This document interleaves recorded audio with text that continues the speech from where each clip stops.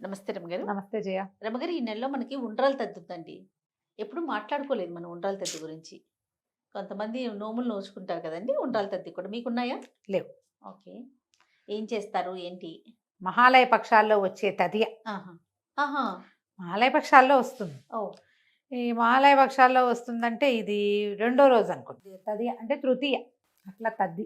హ్మ్. అదే ఉండ్రాళ్ళ తద్ది. మళ్ళా మనకి అట్ల తద్ది కూడా ఉంది కదా! అప్పుడు కూడా తృతీయ రోజునే అట్ల తదియ చేస్తారు. ఇప్పుడు కూడా తృతీయ రోజునే ఉండ్రాళ్ళది నోము జయ అది. అందరూ చెయ్యరు. హుహు. కాకపోతే అట్ల తద్ది నాడు చేసినట్టే ముందు రోజు తలంటి పోసుకోవటము. హ్మ్.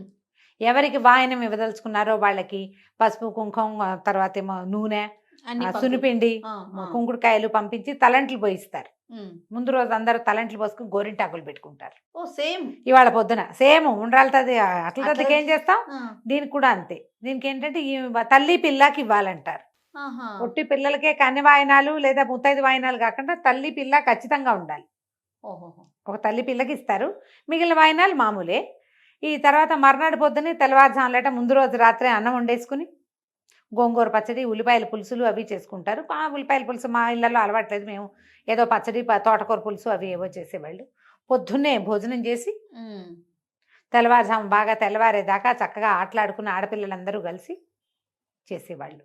అక్కడి నుంచి తెల్లవారిన తర్వాత మరి ఉండ్రాళ్ళు నివేదన చేసి గౌరీ పూజ చేస్తారు. ఓహో! ఉండ్రాళ్ళలో పచ్చి ఉండ్రాళ్ళు కూడా చేసుకుంటారు. మామూలుగా నేను చెప్పాను కదా నీకు, బెల్లము, బియ్యపిండి, నెయ్యి, పాలు వేసి చలివిడి చుడతారు. ఆ! పచ్చి చలివిడి. ఆ ఉండ్రాళ్ళైనా ఇస్తారు. లేదా మనం ఉడకబెట్టిన ఉండ్రాళ్ళు చేస్తాం కదా, ఆ! ఉడుకు ఉండ్రాళ్ళు అవైనా. ఓహో! ఊరి గ్రామాచారాలను బట్టి ఆ దేశాచారం ఎలా ఉందో అలాగా అలాగా. వీటిని 5 వాయినాలు ఇస్తారు. 5గురు ముత్తైదువులకి. ముత్తైదువులు ఉండాలి. 5గురు ముత్తైదువులు, ఒక తల్లి పిల్ల.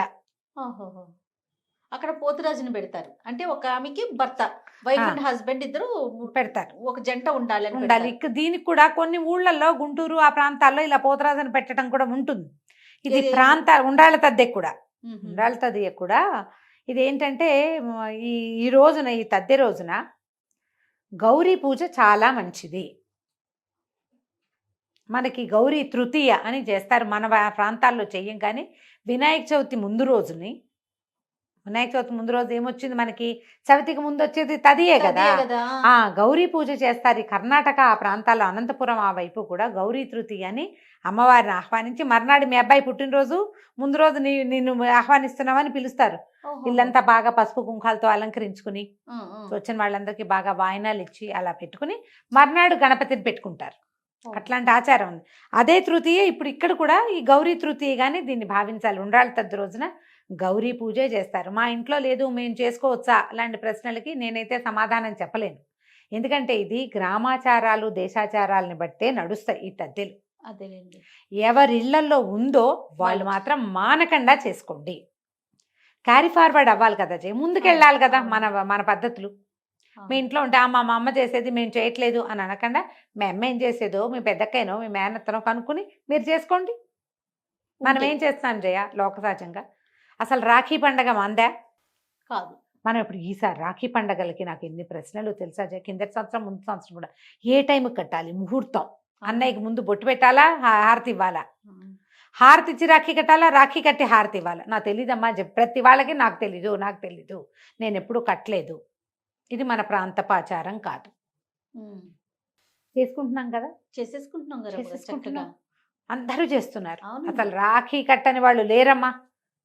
పనివాళ్ళ వేరే ఊళ్ళ నుంచి వచ్చి మరీ రాఖీ కోసం వాళ్ళు ఎవరైనా మన పద్ధతులు నేర్చుకుంటారా అని అనిపిస్తుంది జయ నాకు. సినిమాల వల్ల ఇది చాలా ప్రాచుర్యంలోకి వచ్చింది. అవును.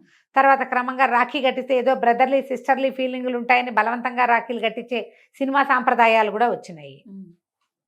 తర్వాత బజరంగ్ దళ్ వాళ్ళు రాఖీలు కట్టడాలు అవి వచ్చినాయి. ఒక స్నేహం ఆపేక్షతోటి కట్టేది రక్షాబంధనం, దాన్నేమో బ్రదర్ అండ్ సిస్టర్ ఫీల్లోకి మార్చాం. అది మన ఇంట్లోకి వచ్చేసింది. తెలుగునాట అసలు రాఖీలు కట్టని వాళ్ళే లేనట్టుగా అయ్యారు ఇప్పుడు. అవును. ఇందులో పెద్ద పెద్ద వాళ్ళు, సీనియర్ సిటిజన్స్, నా అంత వయసు ఉన్న వాళ్ళు కూడా రాఖీలు కట్టేవాళ్ళు ఉన్నారు. పెద్దవాళ్ళు కూడా మన ఇంట్లో లేదు, మన ప్రాంత పద్ధతి కాదు, వాళ్ళు కడతారు, మనం ఇది చేసుకోము అని అనం. కానీ మనదైన యమద్వితీయ అని ఎవ్వరూ పాటించరు. హ్మ్. భగిని హస్త భోజనం మన తెలుగు క్యాలెండర్లో రాయబడి ఉంటుంది. అవును. అవును. ఎవ్వరూ చేయరది. చెయ్యం.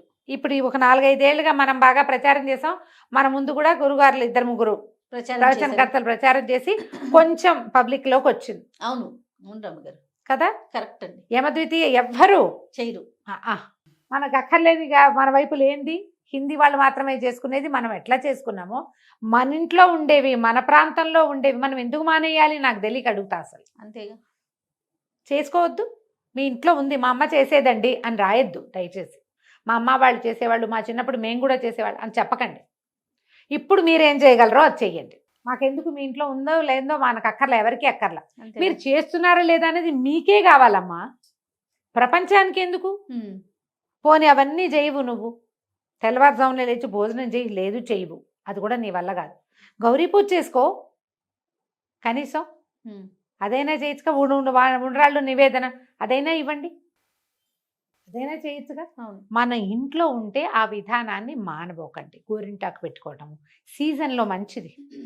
పొద్దున్నే లేచి ఆ చల్లటి వాతావరణంలో తిని ఆడుకోవటము సంవత్సరానికి 2 సార్లు చేస్తాం. అవునండి.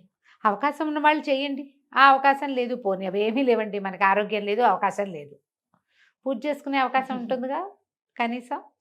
ఈ రోజున ఉండ్రాళ్ళు గౌరీదేవి నివేదన పెట్టి ఆ కథ ఏదో చెప్తారు, చిన్న కథ. ఒక రాజుగారికి ఒక వేశ్యాగమనం అలవాటు ఉండేది.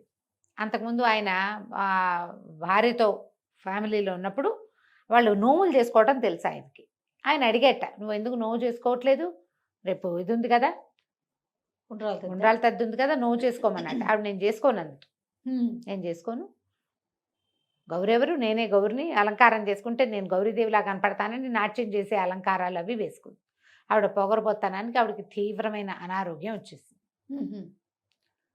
అయితే చాలా అనారోగ్యం పడి ఇక రాజుతోటి సంబంధం కూడా విచ్ఛిన్నమయ్యే పరిస్థితి వస్తే ఆవిడ ఒక బ్రాహ్మణ్ణి ఆశ్రయిస్తే ఆయన చెప్పాడు, నువ్వు ఎక్కడో దేవతల్ని అవమానించావు, అందుకే నీకు ఈ పరిస్థితి వచ్చింది.